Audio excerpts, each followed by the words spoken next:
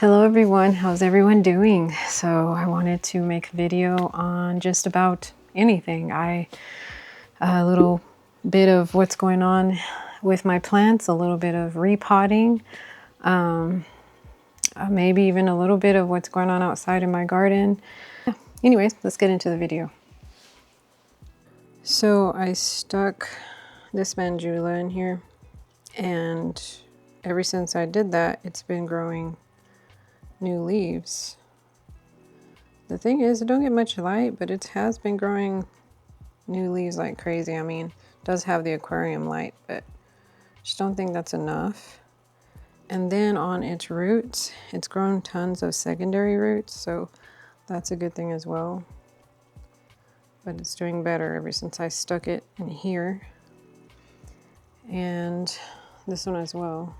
These are cuttings for my Cebu Blue, and then I think I'm gonna get some more Cebu Blue cuttings and stick them in here. Of course, Tradescantia will root in anything, but they're in here because they're cute. And then I have the Albo Syngonium that's doing good in here. It was doing good in its pot, but I just wanted it in here because I thought it would look really cool. And then of course I have some other Syngonium confetti. My other one died. And then I have pothos, which I think look really cute. And then my philodendron Brazil back there. Of course, a bunch of floaters that have grown. There were not this many in here whenever I first started out, and it's only been a month, and I don't have any livestock in here yet, but I am planning on getting some after vacation.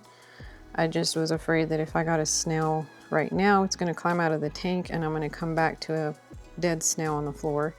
Okay, so I am back here. This is like my favorite spot of the shelf. I think really honestly it's because it looks really jungly down here because of the pinguicula and like how they grow all their flowers. I got some new carnivorous plants and I'm so excited. I'm going to be doing an unboxing video for those, but I'm going to be adding into my carnivorous collection. I've been wanting to get different types and I'm hoping these will do well for me that I'm receiving. But you can tell I do have my baby terrarium in the back now, and I feel like everything just looks so cute under here, and it's like one of my favorite spots to come and just chill and relax, and also because I can sit down. Okay, I hope that you can see. I'll probably zoom in so that way you're able to see a little bit better. But I did get one of these off the other day and stuck it in my terrarium, but I think because the water sprays into the area like a dummy, I put it there. I didn't think it was going to do it, but it does. And sorry, my sock's falling off. I think I'm going to take off one of these guys and stick it in here to hopefully propagate it. That's the plan, right? I really do not like doing this to my poor plant. So this is one of my favorite ones, and I don't like messing with it. But I don't know if this one will do. I think this one feels pretty good. But what I do is I usually just push down and out. Got this one.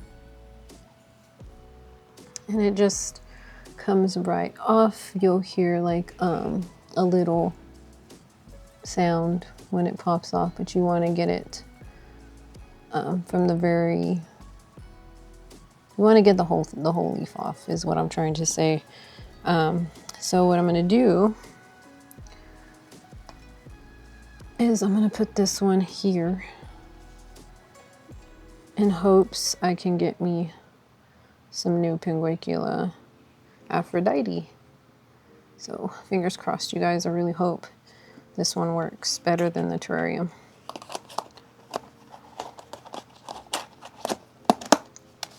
So it was that simple. That's pretty much what I do with all of my pinguiculas to propagate them. I just cut off, or I kind of peel off a leaf, and they do really well. All these, this is pretty much how I did these and how I've done all my other ones. So I can get multiples. Well, actually, not this ones. Those are where I get all my props from, because that's my actual first pinguicula bowl. So, yeah. Okay, so now checking on the anthurium babies, which of course I have tons back there that I still haven't gotten rid of. I want to pull maybe a couple more out, and then I guess since I don't sell anything, I'm not gonna have a choice but to just get rid of them, y'all. It's sad, but yeah. But here are the ones that I have in here. I do have 2 in there. I have 1 in my terrarium, and then I want to get 1 more just to have, just in case something happens to these. But they're growing really well in here. I'm trying to acclimate them, so I do have the lid kind of like off a little bit, and it seems like they're doing good like that and growing pretty good. So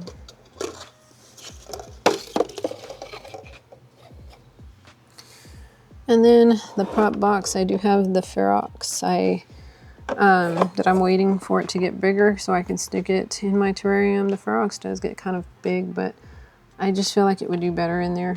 And you can see the little leaf here, and then there are some babies. I did lift the leaf up so that way the new babies down here can actually get some light and grow up towards the light and start to give me a new pretty plant, so I can finally stick it in my terrarium. But I do have the Majestic. It's fine. Well, no, it's not Majestic. This is the Esqueleto that I have a lot of growth coming from. I do have 1 Majestic that is actually doing something for me, but it's not in here.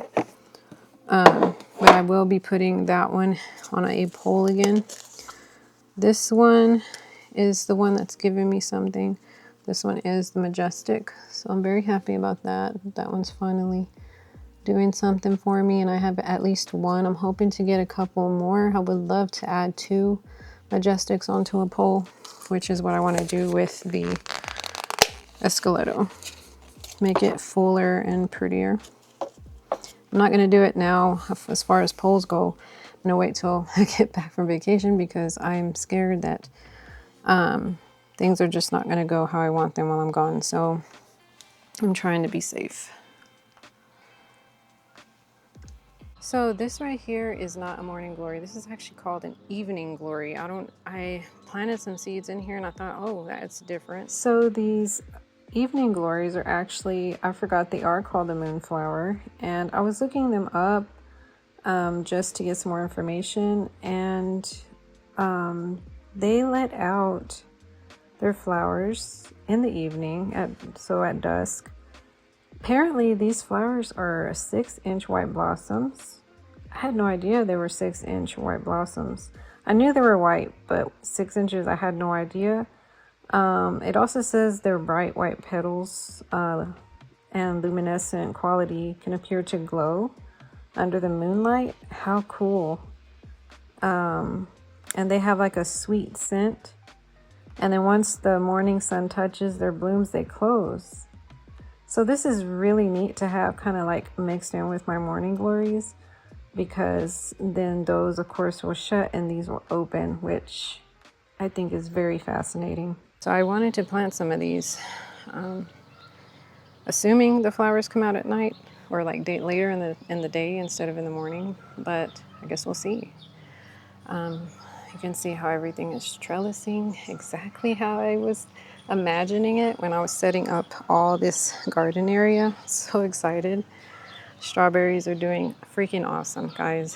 I have learned that with strawberries, they need to be watered every day. Even if they look like they have water, they need to be watered every day. All the plants do.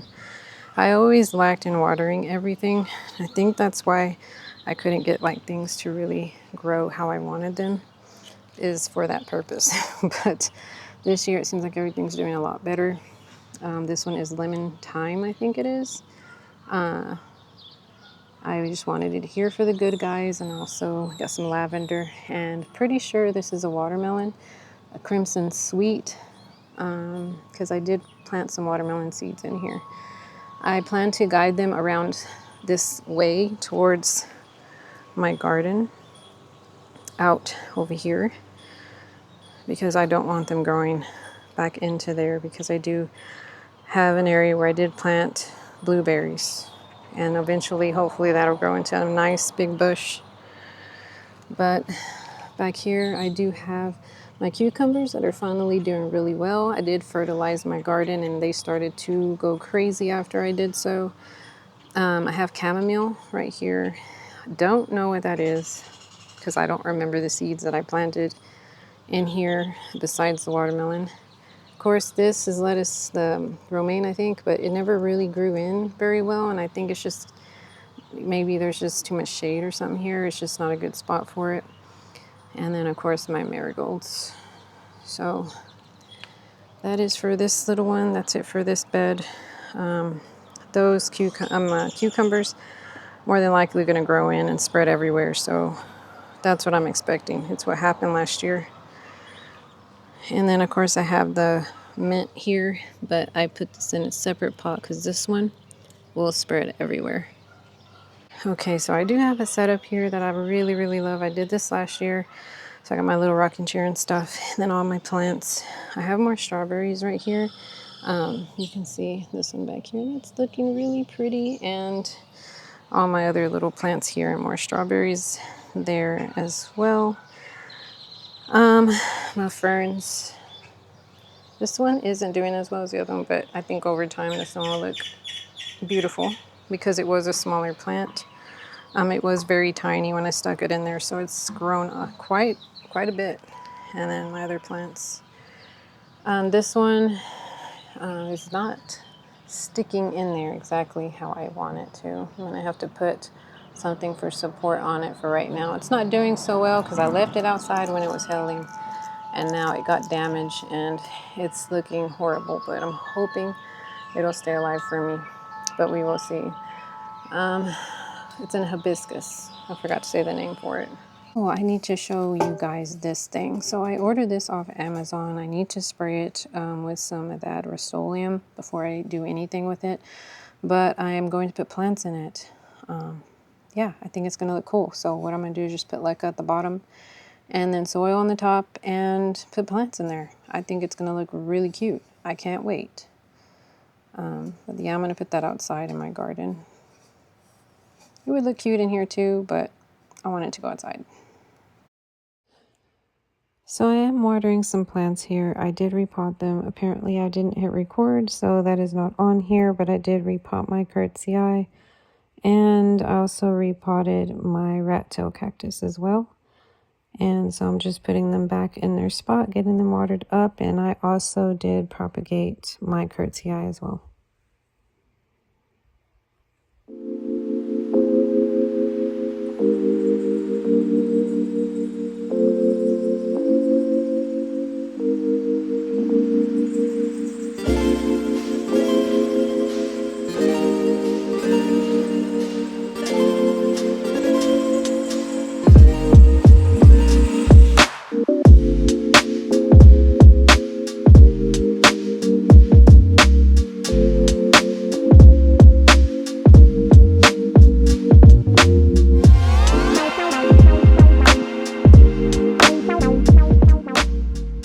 Okay, now I'm in a different part of the house because I am where my redstone terrarium is.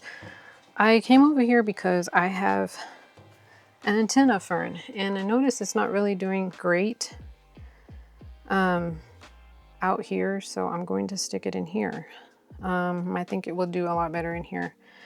So I did take the soil off the roots, and then I'm just going to find a spot for it down here at the bottom. All right. I don't want to disturb any isopods, but I need some space to put this in the substrate. I don't know where the isopods are in here, but I have seen a couple. I haven't seen a lot, but a few.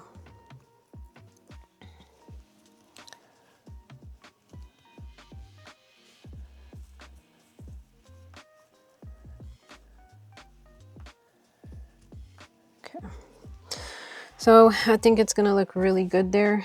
I am excited to see it thrive in here. I didn't want to lose this one because this one is definitely one that I've never seen before, and the leaves are so cute on them. I'll show you. So if you can see them, the shape of these leaves are different from what I've seen before. And definitely don't want to lose the plant, so I think it'll do well down here at the bottom. Okay, so while I'm in this room, I'm gonna go ahead and trim down some of these guys because I feel like they're way too tall, and might as well.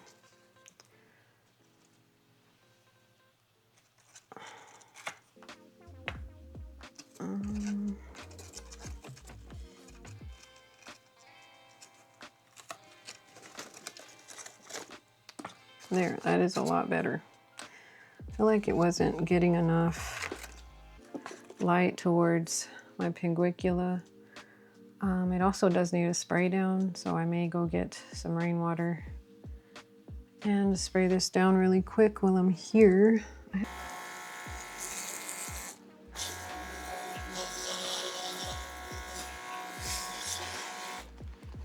I guess this is it for the video. If you do like my content, feel free to subscribe, and I'll see you in the next one. Bye, y'all.